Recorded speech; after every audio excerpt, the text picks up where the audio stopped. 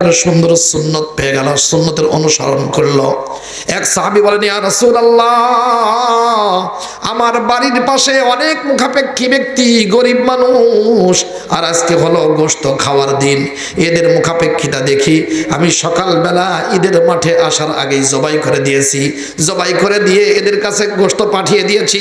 আল্লাহ নবী বলেন, দালিকা শাতুল লাহমিন, এটা হলো গোশতের বকরি হইছে, এটা তোমার কুরবানি হয় নাই, এখন এটা বাদ দিয়ে দাও। ওইটা বাদ হয়ে গেছে। কয়, ইয়া রাসূলুল্লাহ, আমার কাছে একটা ভেড়ার বাচ্চা আছে যেটা একবারে শাতাই লাহমিন, দুইটা ছাগলের থেকে বেশি গোশত হয়ে যাবে, একবার সমান, দুই ছাগলের সমান হয়ে যাবে।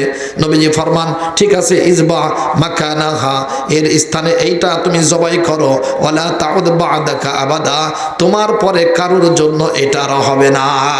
তার মানে হলো কি, ফাসাল্লি লিরাব্বিকা ওয়ানহার, হে নবী আপনি ঈদের নামাজ পড়ুন, ঈদের নামাজ পড়ে কুরবানি করবেন, তাহলে ঈদের নামাজের আগে কুরবানি করলে ওটা কুরবানি হবে না, কথা কয় না।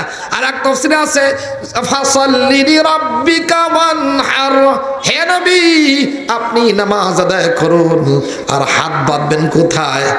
এরকম ভালো করে বাঁধবেন। কেউ কেউ বলছে কিন্তু এটা জয়ীফ, দুর্বল, এই জন্য আমি এটা বলতেছি না।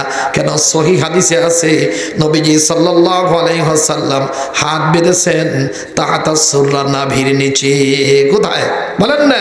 নাভির নিচে। বুখারী শরীফে আছে, ওয়াদাহু আলিয়ুন কাফাহুল ইউমনা আলা রুজগিহিল আইসার, তিনি হযরত আলী রাদিয়াল্লাহু তাআলা ডান হাতের তালু বাম হাতের কবজির উপরে রেখে বেঁধেছেন। দেখছেন না? কোথায় আছে এটা? বুখারী শরীফে আছে। কোন শরীফ?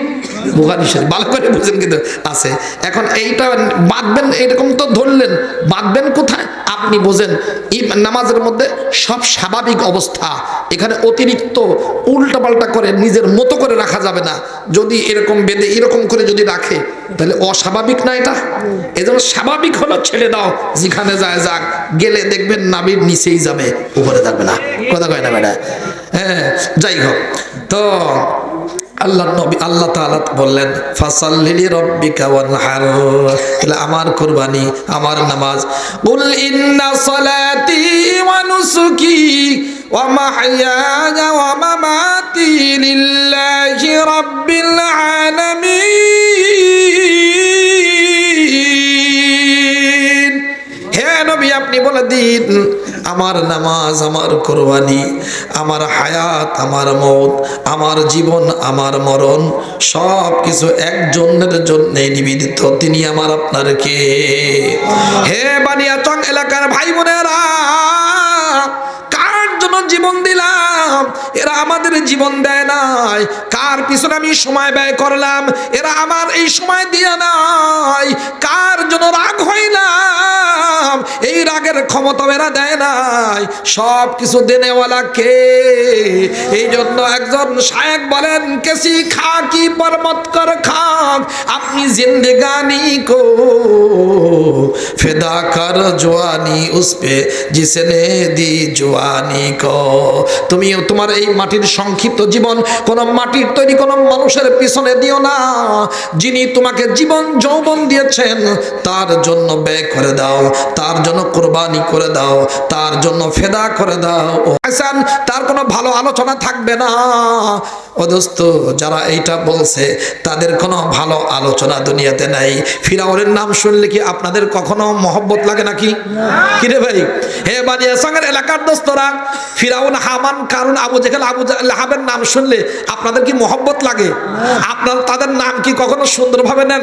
ওরে মহামান্য মিশরের প্রেসিডেন্ট আল্লামা মুফতি ফিরাউন রহমাতুল্লাহ আলাইহি বলেন কোনোদিন? না, বলেন না। আচ্ছা, ফিরাউন, হামান, কারুন, আবু জেহেল, আবু লাহাব, এই যে উতবা সাইবা, ঈদের জন্য কখনো দোয়া করেন? হ্যাঁ, কতজনের জন্য দোয়া করি? সকল মুসলমানের জন্য দোয়া করতে হয়। আমাদের মধ্যে দলীয় সংকীর্ণতা এসে গেছে। অনেকেই অমুক দলের নেতার জন্য দোয়া করতে চায় না, অমুকের জন্য করতে চায় না।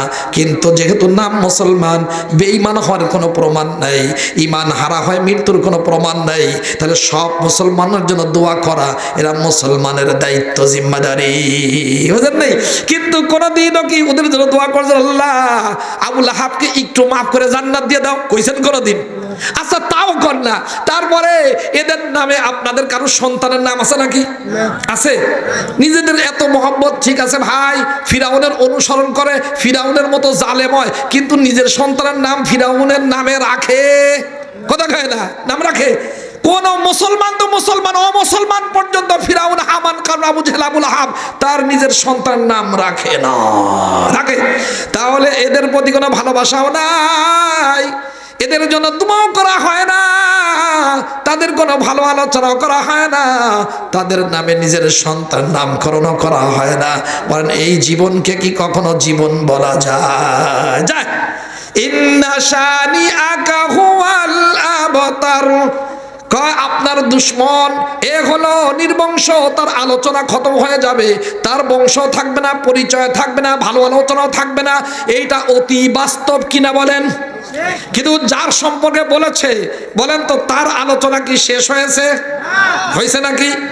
আল্লাহ তাআলা বলেন ওয়ারাফা'না লাকা যিকরাক, আল্লাহ তাআলা বলেন হে নবী আমি আপনার আলোচনা সমুন্নত করে দিয়েছি। কেমন সমন্বিত?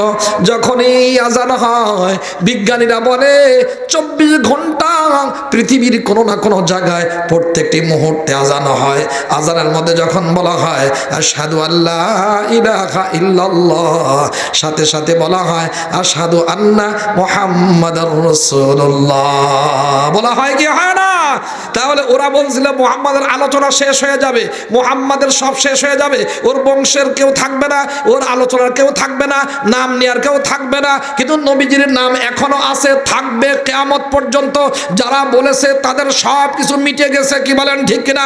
এর দ্বারা বোঝা যায় আমরাও যদি আমাদের নেক নাম দীর্ঘমেয়াদী করতে চাই, আমাদের সুনাম ছড়িয়ে যাক, আমার নেক নাম, আমার সুনাম, আমার ভালো নাম, আমার একটি সুন্দর প্রসিদ্ধিতা উম্মতের মধ্যে দীর্ঘদিন জিয়ে থাকুক, জীবন্ত থাকুক, এটা আমরা চাই কি চাই না? চাই। আমাদের নাম মানে ভালো নাম, সুনাম, আমাদের নেক নাম কিয়ামত পর্যন্ত মানুষের মধ্যে চর্চিত হোক, এটা বিদ্যমান থাকুক, আমাদের জন্য যেন মানুষ দোয়া করে, এটা আমরা চাই কি চাই না? কারা কারা চান হাত তুলে দেখান তো। লিল্লাহি তাকবীর, নারায়ে তাকবীর, মাশাআল্লাহ। তাহলে আমরা সবাই চাই। তা যদি চাই, নবী সাল্লাল্লাহু আলাইহি ওয়াসাল্লামের নাম যেভাবে কিয়ামত পর্যন্তের জন্য নেক নাম রয়ে গেছে, তাহলে ওই নবীর অনুকরণ, অনুসরণ করতে হবে। ওই নবীর আনিত দ্বীন ও শরীয়তের অনুসরণ যদি আমরা করি, তাহলে আমাদের নেক নাম বাকি থাকবে, আমাদের সুনাম চিরদিন থাকবে, মরেও অমর হয়ে থাকবে। কি বলেন ঠিক? এই জন্য বড় লোক হওয়া জরুরি না, বড় বিল্ডিং হওয়া, বিল্ডিংয়ের মালিক হওয়া জরুরি না, বড় গাড়ি বাড়ির মালিক হওয়া জরুরি না।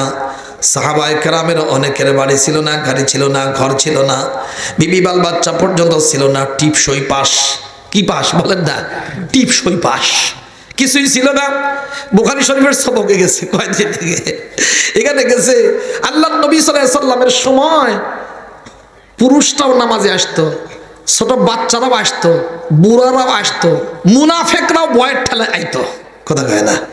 শুধু এশার নামাজে আর ফরজ নামাজে, ফজরের নামাজে যদি অন্ধকার থাকতো, এই জন্য মুনাফেকরা এই দুই টাইমে এটা কিন্তু পোলায় পোলায় থাকতো, বুঝেন নাই? তার অন্য নামাজে আসতো কেন? জামাতে উপস্থিত না থাকলেই বোঝা যেত এটা মুনাফেক। ভালো করে বুঝেন, খেয়াল করবেন। তো আল্লাহর নবীর পিছনে নামাজ পড়ার জন্য মহিলারাও আসতো। কারা আসতো বলেন না? মহিলারা। কিন্তু সাহাবায়ে কেরামের অধিকাংশের কাপড় হলো একটা, গলার সাথে বাঁধছে এটাই কোনো রকম হাঁটুর তল পর্যন্ত গেছে। আচ্ছা বলেন, হাঁটুর তল পর্যন্ত কোনো রকম ঢেকছে, এই অবস্থায় যদি সেজদায় যায় পিছন থেকে টেলিভিশন দেখার সম্ভাবনা আছে না নাই?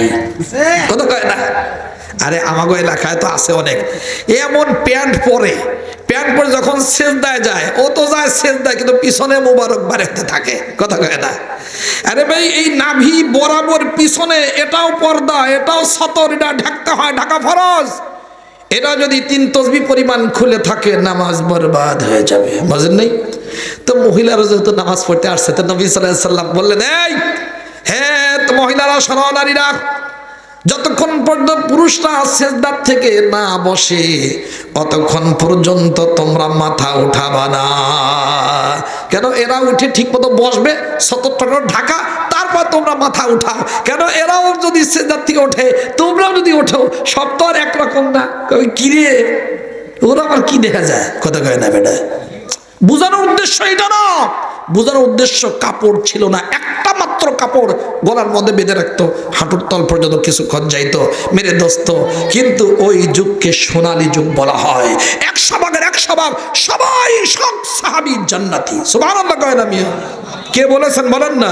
750 আয়াতের মধ্যে আল্লাহ তাআলা এটা বলে দিয়েছেন, ওয়া কুল্লাউ ওয়া'দাল্লাহুল হুসনা ওয়াল্লাহু বিমা তা'মালুনা খাবীর।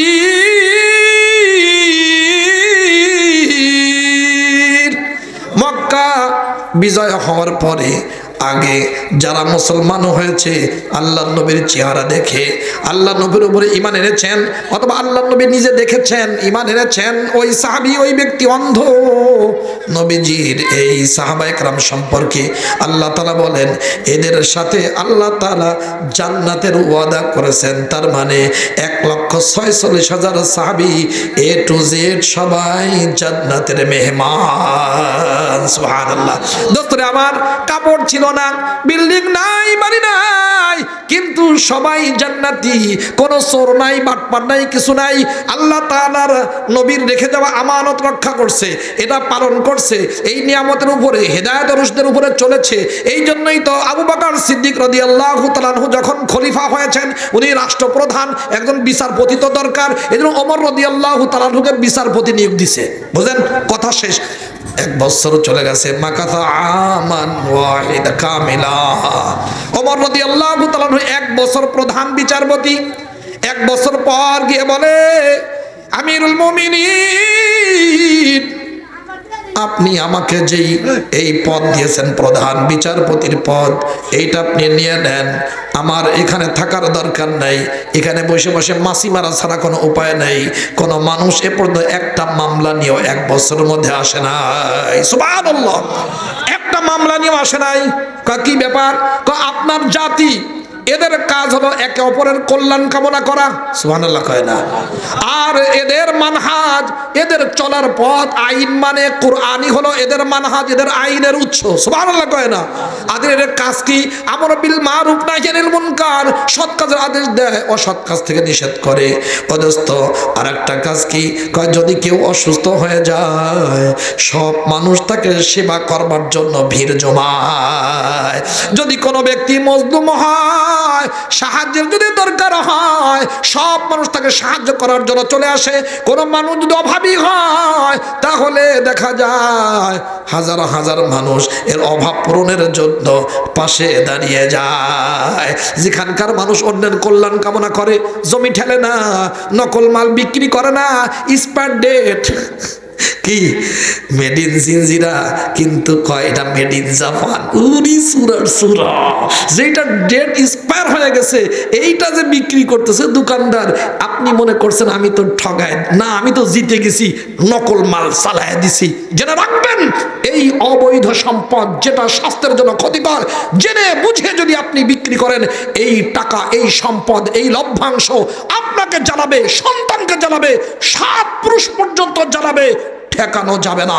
20 লাখ কামাই করেছেন 20 বছর ধরে, 20 লাখ হঠাৎ করে এমন একটা রোগ ধরবে, ডাক্তারের কাছে পরীক্ষা করতে হবে, মাদ্রাজে যাবে, সব শেষ। কথা কয় না? এজন্য আমাদের পাবনা ঢাকার এসপি পাবনায় বদলি হয়ে গেছে, বুঝলেন? এসপি ওনার মানে গোয়েন্দা বিভাগের এসপি আর কি, ওনার রুমের সামনে লেখা আছে হারামে আরাম নাই। এসপির রুমের সামনে কি লেখা? হারামে। আমার মাথায় নষ্ট। আমি বললাম ভাই এটা লিখছেন কেন? কয় লিখছি এই জন্য কেউ যেন ঘুষ আমার কাছ থেকে নাও চায় আর আমারও যেন দেওয়ার চেষ্টা না করে, বুঝলেন নাই? আলেমদের সোহবতের বরকতে নিজে ঘুষ খায় না, ঘুষ দেওয়ার প্রশ্নই নাই। সরকারি গাড়ি সরকারি কোনো জিনিস নিজের কাজে ব্যবহার করে না, বুঝলেন দোস্তরা? আবার তাহলে এখনো কিছু ভালো মানুষ আছে আলেমদের সোহবতের কারণে। তাহলে আলেমদের সোহবতে আমরা বসবো, ঠিক আছে না ইনশাআল্লাহ? আল্লাহ তাআলা আমাদের বলনেওয়ালা সুন্নেওয়ালা সবাইকে আমল করার তৌফিক দান করেন, বলেন আমিন।